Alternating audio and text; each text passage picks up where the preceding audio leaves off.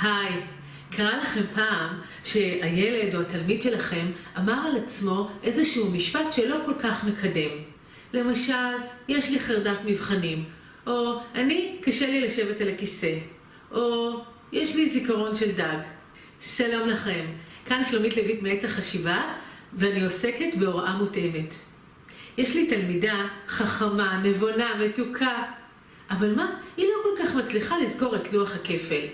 כל פעם שהיא נדרשת לזכור, היא אומרת, יש לי זיכרון של דג. ואז היא נתקעת ולא מצליחה להתקדם.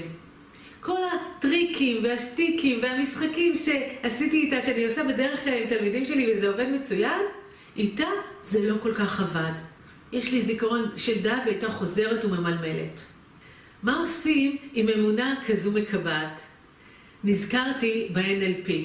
אותו תחום המאפשר יצירתיות ושינויים בזמן קצר. לילדה הזו יש שתי אמונות בסיסיות. אחת, לדג יש זיכרון חלש.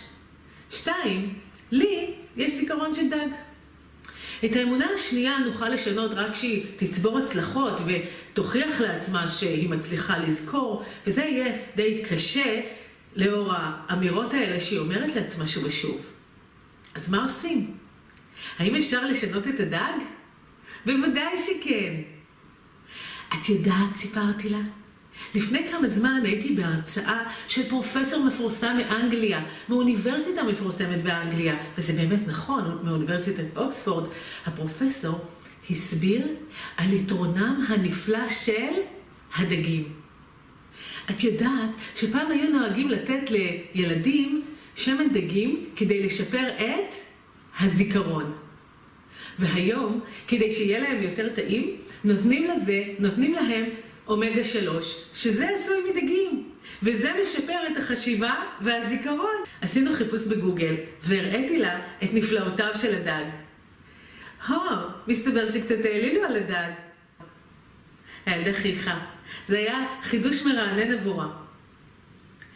לטכניקה הזו קוראים ב-NLP מסגור מחדש. לקחת משהו, אמונה קבועה או מוצקה, וליצור לה הגדרה חדשה. הדג מחסר זיכרון הפך למשהו שעוזר לזיכרון.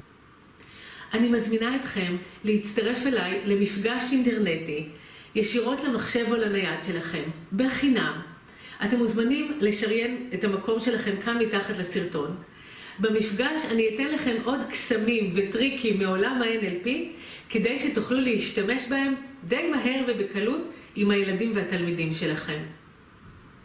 וגם תמצאו טריקים ללוח הכפל כאלה שעוזרים לדגים וילדים להצליח די בקלות. אז להתראות. ואתם מוזמנים גם לשתף את הטיפ הזה, את הסרטון, עם כל מי שזה יכול לעניין אותו ולעזור לו. ואנחנו ניפגש בוובינר. ביי!